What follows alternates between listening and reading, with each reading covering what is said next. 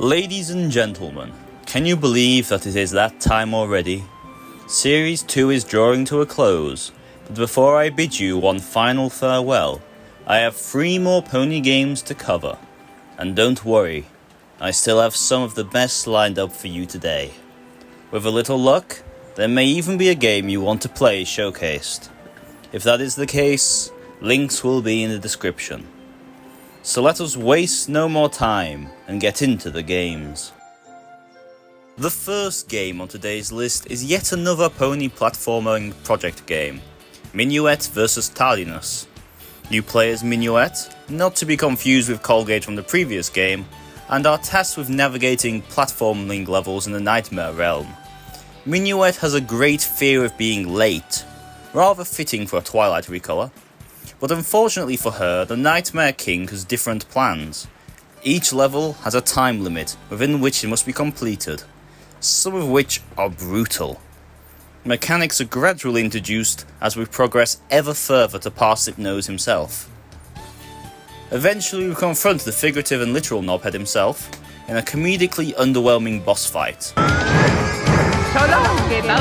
You may recall that in the span of these 2 series, I have played a fair number of platformers, almost as if they were preparing me for the challenge in this finale. And what a way to end this series. The 3 pony platformer project games I have covered so far have all been highlights of their respective episodes. Unfortunately, Minuet vs Tardiness was the last one to be made in this collection. However, you may have noticed that I am yet to play the second game in the series. I swear, if I end up making a 3rd series. All things considered, this game is good old-fashioned pony fun, and a strong entry into the Phony Flash game catalogue.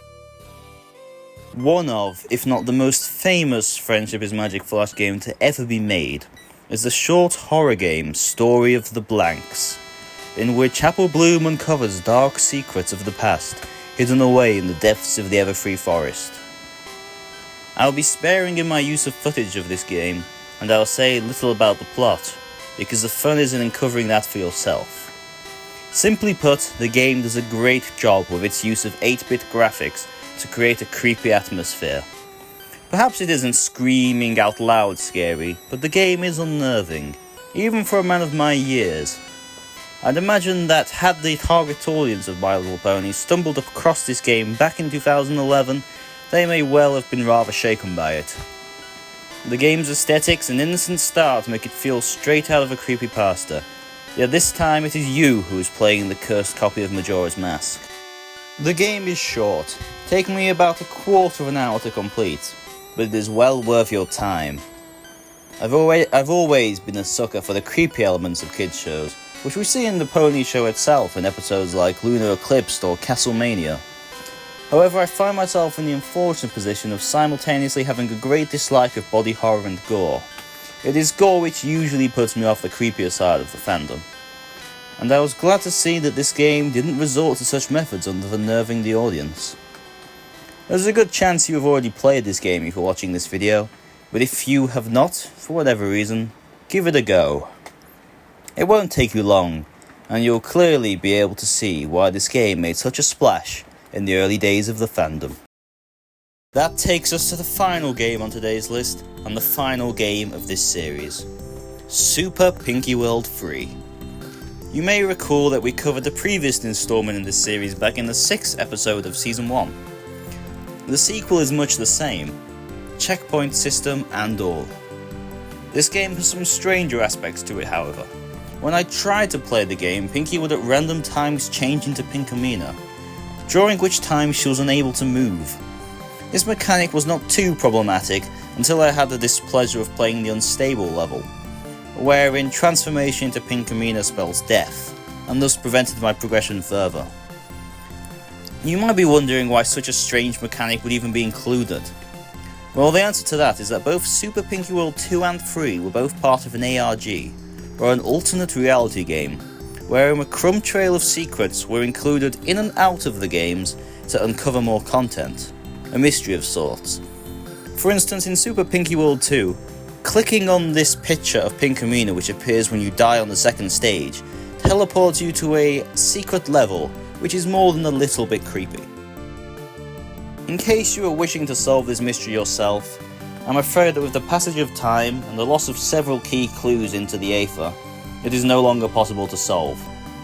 Fortunately, in the past the ARG was completed, and records of this progress are easily found online. Though speaking strictly as a game reviewer, the unfinishable state I found this game in knocks several points, spooky backstory aside.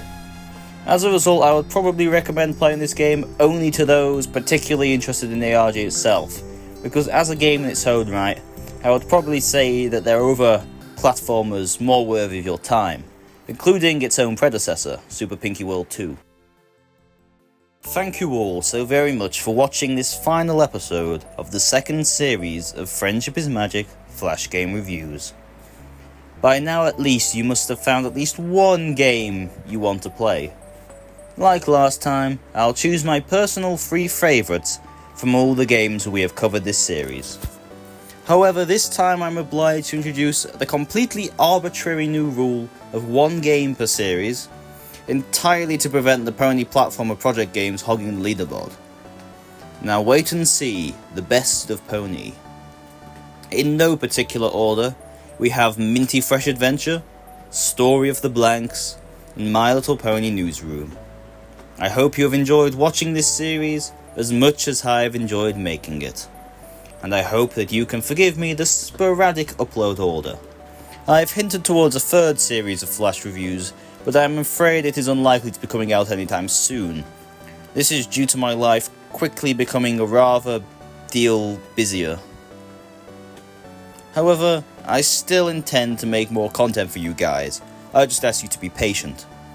So without dragging this outro out any longer, I bid you farewell, fellow Philly enthusiasts.